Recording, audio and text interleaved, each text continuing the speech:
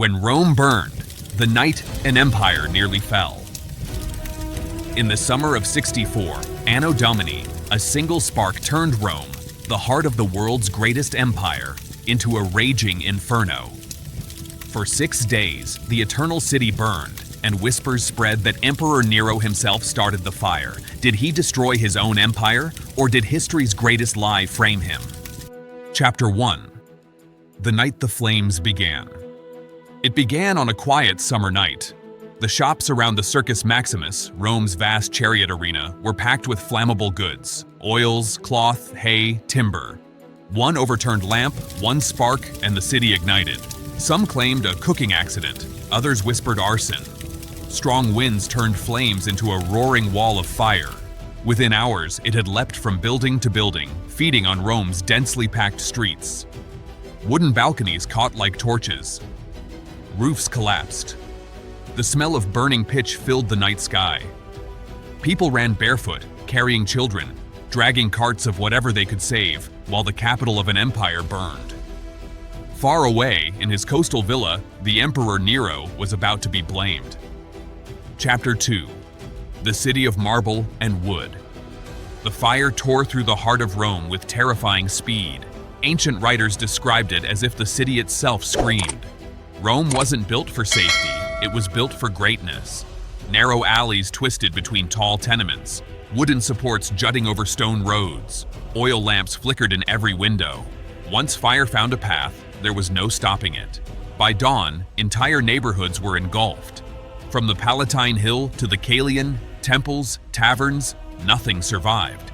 Flames climbed marble columns, cracking them like glass. Statues melted into bronze puddles. Even the great mansions of senators collapsed. For 6 days, the inferno raged, reigniting as if Rome refused to stop burning. Of the 14 districts, only 4 escaped serious damage. 3 were completely leveled. The empire's beating heart, its center of power, art, and religion, became a smoking ruin. Chapter 3. Panic in the Eternal City. Think of being there. The air was so thick with smoke that the sun vanished behind a red haze. Families clutch each other in the streets. Soldiers were trying to clear pathways while the ground trembled beneath collapsing walls. Some people tried to fight the flames, passing buckets hand to hand. Others took advantage, looting abandoned homes, stealing gold and food from temples, and attacking anyone who got in their way. Ancient sources describe a city in total breakdown. Law, order, even compassion, gone. The fire wasn't just destroying buildings, it was burning through Rome's identity. Refugees flooded open spaces, the Campus Martius, the gardens, and even burial grounds.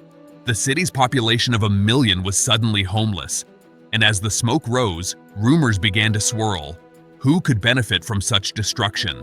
And why were there reports of men adding fuel to the flames instead of stopping them? That whisper would soon grow into one of the darkest accusations in Roman history. Chapter 4. Nero returns to chaos. When word reached Nero that his capital was in flames, he raced back from his seaside villa in Antium. He arrived at chaos, streets still smoking, families crying over the ruins of their homes. To his credit, Nero moved quickly. He opened the Field of Mars and his private gardens to shelter the displaced. He organized food deliveries, ordered new fire breaks, and even paid for temporary housing. Some witnesses praised his leadership, but others saw something sinister. As the city smoldered, Nero began sketching out plans for a grand new palace, the Domus Aurea, or Golden House. It would stretch across the hills that had just burned. And then came the story, the one that would define him forever. That Nero, watching from his balcony, sang of the fall of Troy while Rome burned. Did he really do it? No historian can say for sure. The rumor may have come from political enemies, eager to portray him as a monster, but to a person who'd lost everything, the image stuck: Nero, the fiddler, while Rome turned to ash. Chapter 5. The Search for a Scapegoat.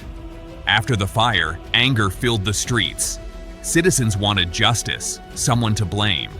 Nero's officials began hunting for culprits. Eventually, the emperor announced he had found them: a strange new religious sect accused of hatred of mankind. The Christians. Tacitus, one of Rome's greatest historians, later wrote that Nero used Christians as scapegoats to deflect suspicion from himself. Dozens, perhaps hundreds, were arrested. Some were thrown to wild beasts. Others were burned alive to light Nero's gardens at night. This was the first state-sponsored persecution of Christians in Roman history, and it would echo through centuries of faith and martyrdom. Behind it all, the original question remained unanswered. Who truly caused the fire? Was Nero silencing rumors or hiding guilt? Chapter 6. Rebuilding a Broken Empire. When the smoke cleared, Rome looked like a battlefield. But Nero saw opportunity. He ordered the city rebuilt with new regulations. Streets widened. Buildings are constructed with stone instead of wood. Fireproof materials are mandated for roofs. Chaos gave birth to innovation. Architects redesigned neighborhoods with symmetry and open courtyards. Statues and fountains returned. At the center of it all, rising over the ruins, was Nero's colossal project, the Golden House, complete with artificial lakes, pavilions, and a towering bronze statue of himself. To his critics, it was proof of ego and arrogance. To supporters, a symbol of Rome's rebirth. The reconstruction drained the treasury. Taxes soared. Provinces were squeezed dry to fund Nero's dream of a new Rome. Rebuilding brought beauty, but also resentment. Chapter 7. The question of guilt. Did Nero start the fire? That question has haunted historians for almost 2,000 years. Ancient sources offer no clear answer. Tacitus called the rumors uncertain. Suetonius claimed Nero watched from his palace roof. Cassius Dio wrote that Nero's agents set additional fires to make room for the palace. They wrote decades later when Nero's name was already cursed. Modern historians suggest the fire began accidentally in warehouses near the Circus Maximus, as Tacitus recorded. Fires were common in Rome. Wooden buildings, oil lamps, and dry summer winds were a disaster waiting to happen. The myth of Nero's guilt might have grown from political propaganda. Rivals despised him. Blaming him ensured his legacy was blackened.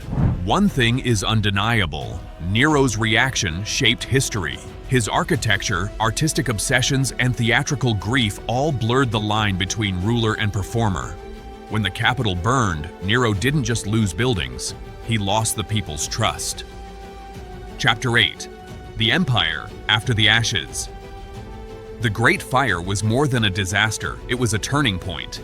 In its aftermath, the empire's faith in its emperor cracked. Public opinion turned, conspiracies multiplied, and within 4 years Nero would be dead. Declared an enemy of the state, his reign ended by rebellion and suicide. The echoes of that night endured. Rome rebuilt itself stronger, grander, and more ordered than before. Its architecture became more fire-resistant.